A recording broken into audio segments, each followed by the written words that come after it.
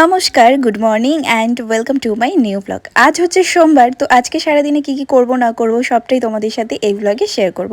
তো প্রথমেই ঘুম থেকে উঠে বিছানাটাকে আগে ভালো করে সুন্দর করে গুছিয়ে নিয়েছি।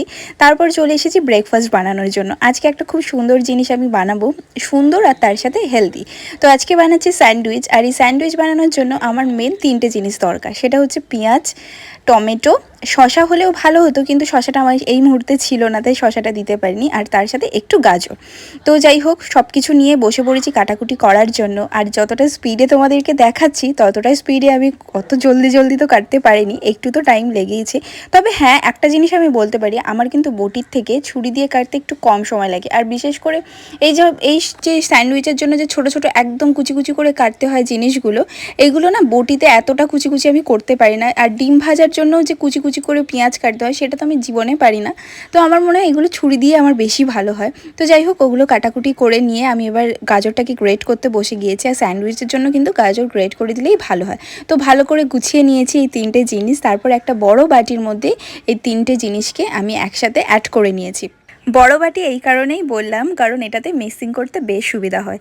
আর তারপর নিয়ে নিচ্ছি একটু মেয়োনিজ, আর আমি এখানে ভেজ মেয়োনিজ অ্যাড করছি, কারণ এটা না খেতে বেশ ভালো। তারপর এর মধ্যে দিয়ে দিচ্ছি একটু চিলি ফ্লেক্স আর অরিগ্যানো। তবে এই দুটো কিন্তু একদমই অপশনাল। এইগুলো আমি দেখছি অনেক দিন ধরেই ফ্রিজে পড়েছিল, কারণ ডমিনোস থেকে যখনই পিৎজা খাওয়া হয় এই যে প্যাকেটগুলো আমি কালেক্ট করে রেখে দিই, বা আমাদের বাড়ির সবাই কালেক্ট করে রেখে দেয়। আর তার সাথে আগের দিন সৌরভও পিৎজা এনেছিল, তো সেইটারও সেই চিলি ফ্লেক্সটা আমি যত্ন করে রেখে দিয়েছিলাম আর কি। আমি হোক বা শাশুড়ি মা হোক, সবাই আমরা এরকমভাবে রেখে দিই।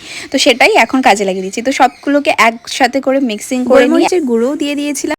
এবার ব্রেডের ওপরে আমি অল্প একটুখানি মেয়োনিজ অ্যাড করছি। এই জায়গায় কিন্তু তোমরা বাটারও ইউজ করতে পারো, কিন্তু আমার কাছে সেই মুহূর্তে বাটারটাও ছিল না, তো সেই কারণে আমি একটু মেয়োনিজ দিয়ে নিয়েছি। বাট এটা কিন্তু একদমই অপশনাল, তোমরা চাইলে দিতেও পারো, নাও দিতে পারো, বা তোমরা একবারে শুধুমাত্র এখানে পুরটাও ইউজ করে নিতে পারো।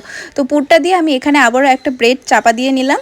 এবার আমি চলে গিয়েছি মাইক্রো ওভেনের কাছে। তো এটা মাইক্রো ওভেনে ঢুকিয়ে দিয়ে, মানে তখন আর ক্লিপটা তোমাদের সাথে শেয়ার করা হয়নি, তো আমি এখানে হালকা একটু গ্রিল করে নেব ওই 30 সেকেন্ড কি 1 মিনিটের জন্য। আমাদের চটজলদি স্যান্ডউইচ কিন্তু একদমই রেডি, আর এটা খেতে কিন্তু ভীষণ ভালো হয়। একদিন জানো তো, আমি ইচ্ছা করি, মানে হুট করে একদিন বানিয়েছিলাম আমি নিজে, মানে খাওয়ার জন্য।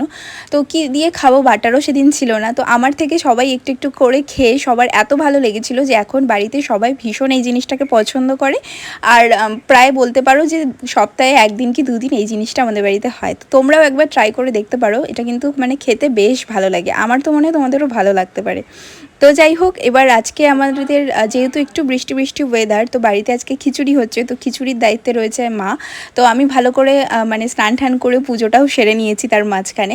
আর আজকে যেহেতু সোমবার, বাড়িতে সবাই রয়েছে, কারণ সৌরভেরও আজকে ছুটির দিন, তো বেশ ভালোই কাটছে বৃষ্টির দিনটা।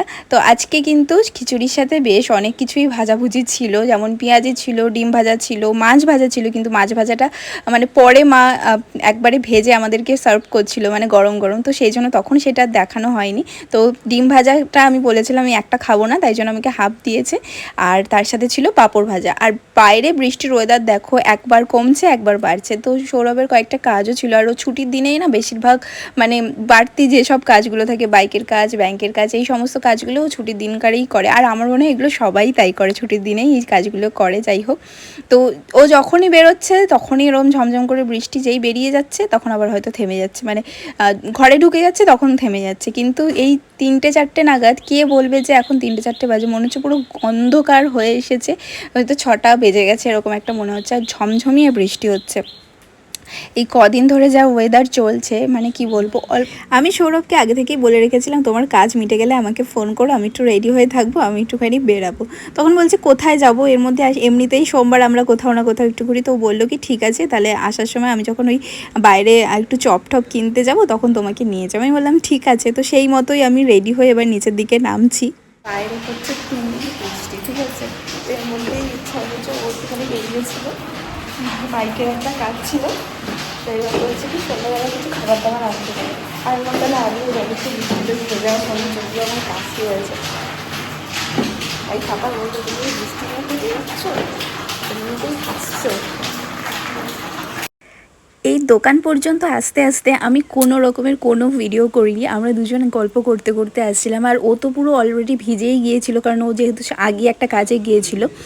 তো আমাকে বললো যে তুমি ভিজো না, কারণ তোমার এমনিতেই ঠান্ডার ধাত আছে।